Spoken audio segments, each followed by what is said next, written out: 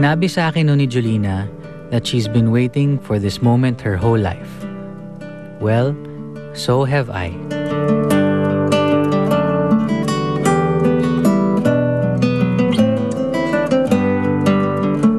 Kasi hindi ko talaga maintindihan yung feeling.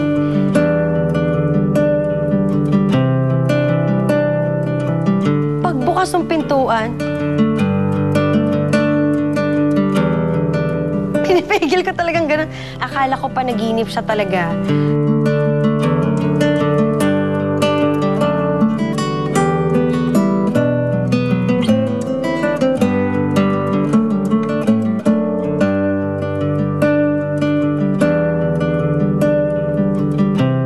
Alam mo na pagtulo ng luha ni Mark, pagtulo ng luha ni Julina, these are tears of joy.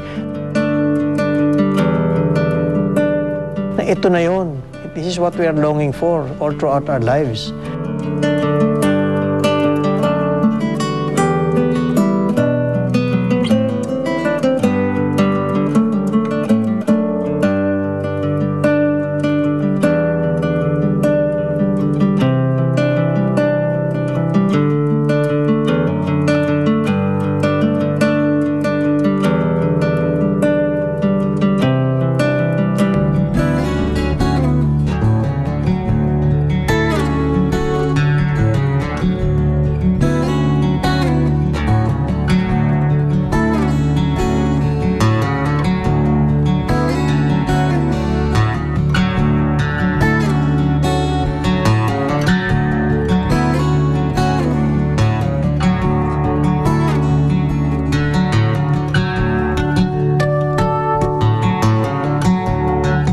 Their human love will be made divine.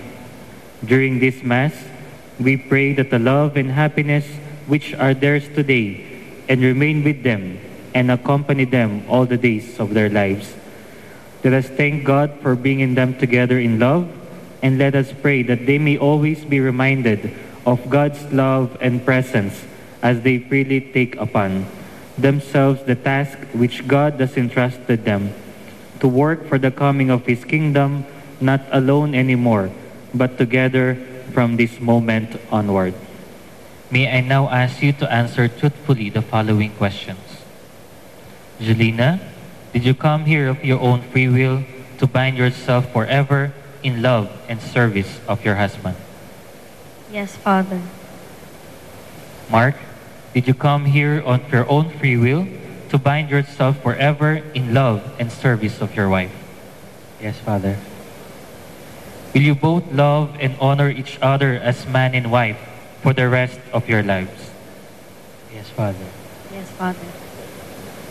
Are you both ready to raise as good Christians the children whom God will give you? Yes, Father. Yes, Father. Julina and Mark, marriage is lifelong commitment that will bind you forever as you contemplate making your vows to one another. Julina and Mark, since you wish to contract the sacrament of matrimony, please face each other and join your right hand as you declare your intentions before God and His church. Julina, did you take Mark here present before you for your lawful husband, according to the word of God and the rites of our Holy Mother, the Church? Yes, Father. Do you give yourself to him as his wife? Yes, Father. Do you accept him as your lawful husband? Yes, yes, Father. Mark, do you take Julina present here for your lawful wife, according to the word of God and the rites of our Holy Mother, the Church? Yes, I do, Father. Do you give yourself to her as her husband? Yes, I do, Father. Do you accept her as your lawful wife? Yes, I do, Father. Julina and Mark, do you have, you can now express your personal vows with each other. Mahal.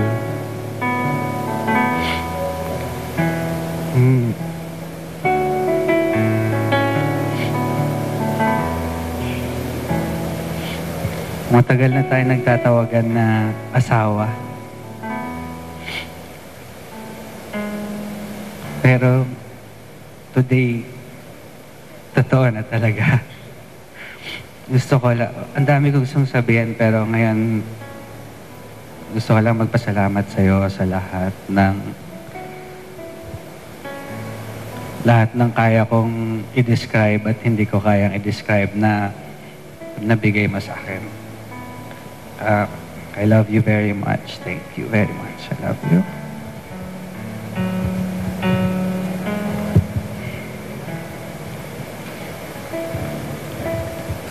Wala akong naihanda kasi surprise ako ni Father. Kala ko magbabasa lang ako. Pero mahal, alam mo kung paano mo ako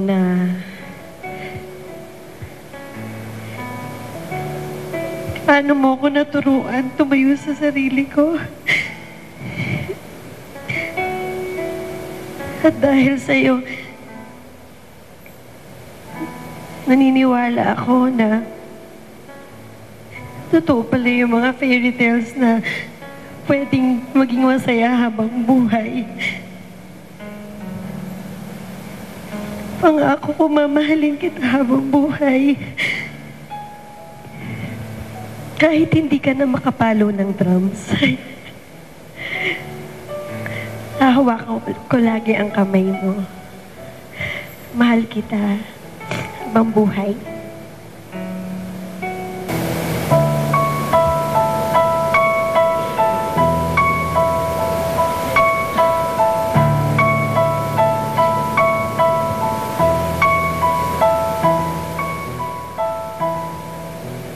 Almighty Father, we lift up to you Jolina and Mark. Bless them in their union as husband and wife. Make us worthy to help them build a truly Christian family. This we ask in the name of your Son, our Lord Jesus Christ, together with the Holy Spirit. Amen.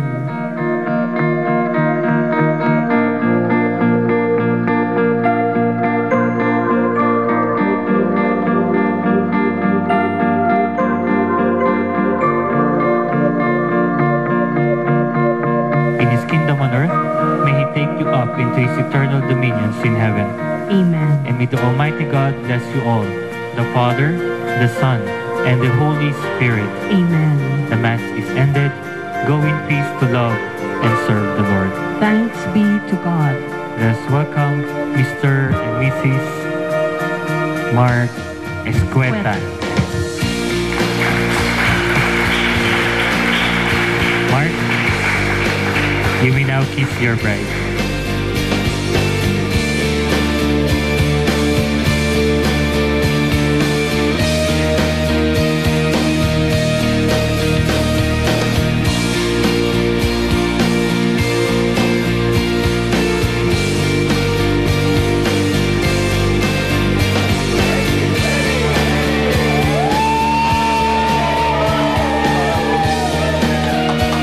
November 19, 2011. Lagi kong matatandaan yan dahil yan ang araw na ikinasal ako in my fuchsia pink short dress sa isang simbahan sa Tagaytay sa lalaking pinakamamahal ko.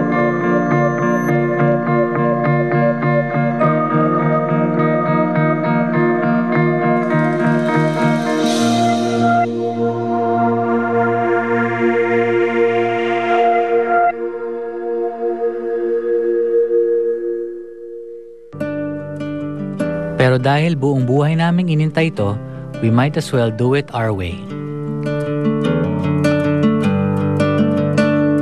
Samahan niyo kami as we say I do the second time around.